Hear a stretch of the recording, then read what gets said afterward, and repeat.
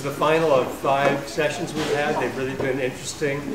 I kind of write up stock questions and then everything goes out the wall, out the door, and everything is different because, of course, each of the deans is different, right? But it's part of the What's Where Academia and Practice sessions that we've been having, and it's really to explore in the minds of the heads of the 5 accredited architecture schools here in Los Angeles, the kind of territories of academia and practice and where they might be distinct and separate and where they might overlap and how they interface and how each dean sees that. And what we do is we go for, Laura and I will go for about 40-45 minutes, and maybe we try to do it all in an hour. We'll open it up for questions. There's usually some interesting questions in the audience. And it's great. Norman, you have a fan base. This is, I think, as full as we've had it. So this is great. Norman Millar is Dean at Woodbury School of Architecture. He is an educator and a practicing architect.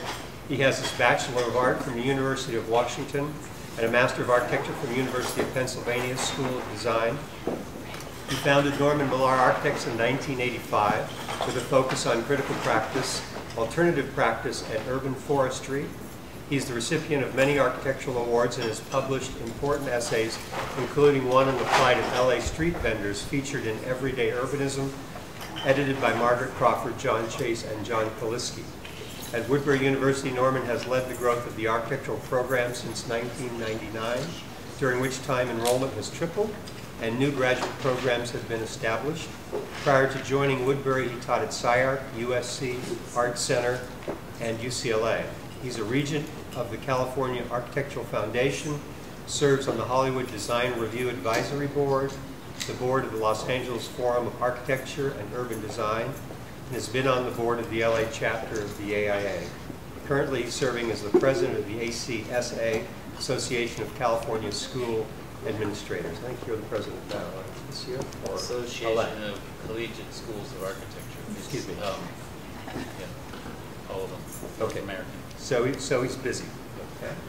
So I'm going to start by just asking Norm a couple questions. By way of introduction, I'd like to start with his background for the benefit of all of us and ask you, Norman, when did you come to architecture and from where did you come into it?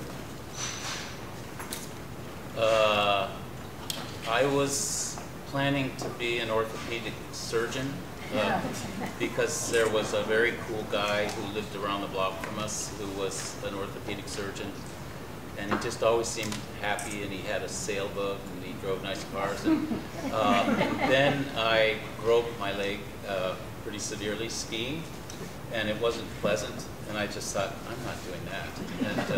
And somehow, I think probably it was planted in me by one of my parents that I should do it, but when I left high school, it was a very sure thing that I was going to be an architect.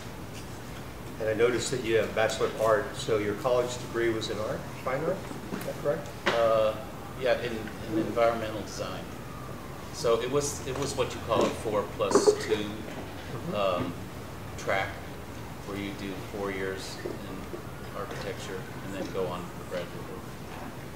You know, my experience and my recollection, I lived in Los Angeles in the late 70s, and then I went away for a while and came back in the 80s. And there was a Woodbury College or University downtown, which was a very small institution in the late 70s. And I think in some way was maybe the seed or the beginning of what became Woodbury University now. Can you describe in your time when you got engaged at Woodbury what it was and how you characterize it being today? Yeah, Woodbury actually was established in 1884 downtown. It was primarily a college to serve, I would say, women, really focusing on first stenographers, and then got into business, accounting, then sewing, and then that turned into fashion, and then interior decorating, and that turned into interior architecture. So it's interesting how it grew, but it was really focused on serving a local population. I first became aware of Woodbury when I was teaching at at USC and then at SciArc, and I used to be invited to go out there. And it was new. By the time I got there in 1999, it had only been accredited for 5 years. First accreditation was in 1984. It was actually started, 94. It was started in 84. So it's a new school. I would say there was about 220, maybe 200 students in LA, and we had at that time when I started 30 students at our San Diego campus, which was just 1 year old. Now we have above 100 in San Diego, and probably about, including interior architecture in the graduate programs, probably about 500, maybe more than 500 in LA. What's the connection between San Diego and Los Angeles? Are there shared things? Or yeah, they share a dean, for one, so me, and the faculty are considered to be a single faculty. We have faculty meetings. We have the same admissions. We have the same curriculum. Of course, the curriculum is delivered differently because the faculty are different. We also share a pretty extensive study abroad program. I would say, I'm not sure if this is true, but I think it's true that we probably have one of the most extensive study abroad programs of any architecture school in the West. And I'm pretty sure in LA, because every year we go to, let's see, Asia. This year we went to Korea, Tahiti, Holland, Berlin, Peru, Nicaragua, and Rome. Did I say Rome? Paulette Singley's our Rome leader. And did I miss anyone?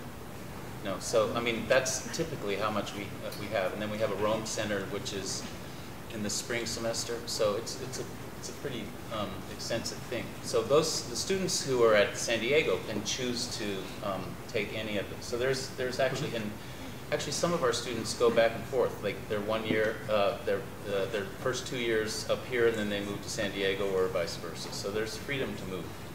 And continue with the program where they were. Yeah. So, during your time as dean, what are your main goals? What are you trying to do with the school?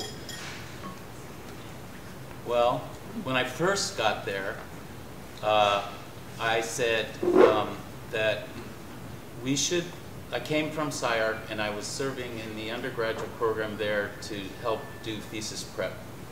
And writing was a real important thing. I worked really closely with my friend Margaret Crawford.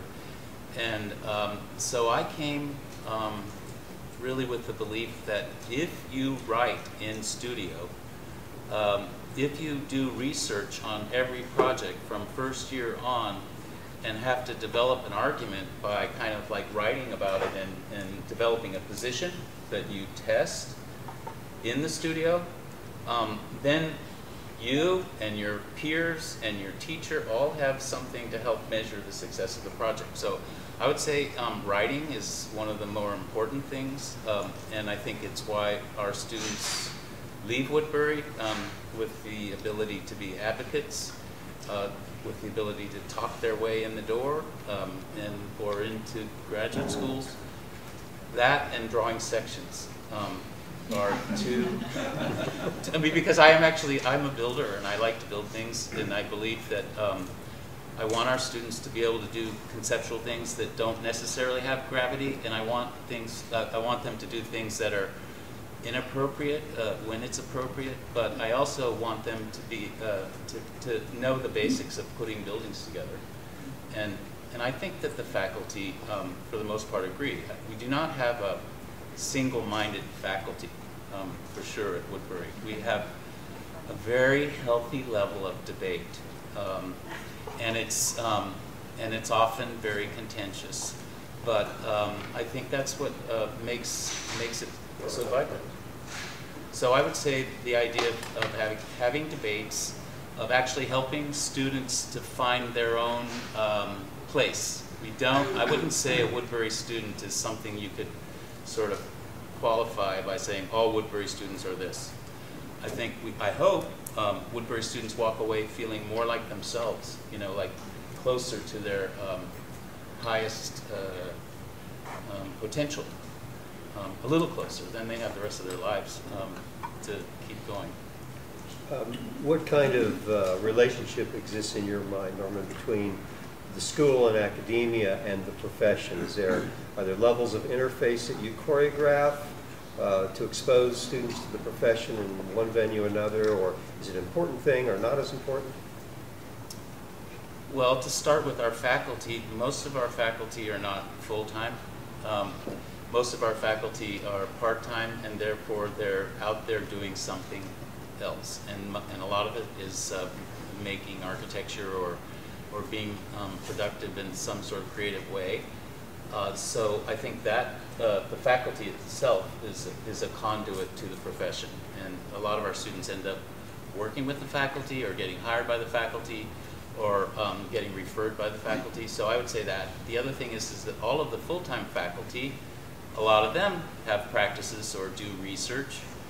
And they're all required at Woodbury to advise students. And so they have at least 30 students that they have to advise on a semester basis. And they're supposed to have faculty hours in the office so that the students have access to them.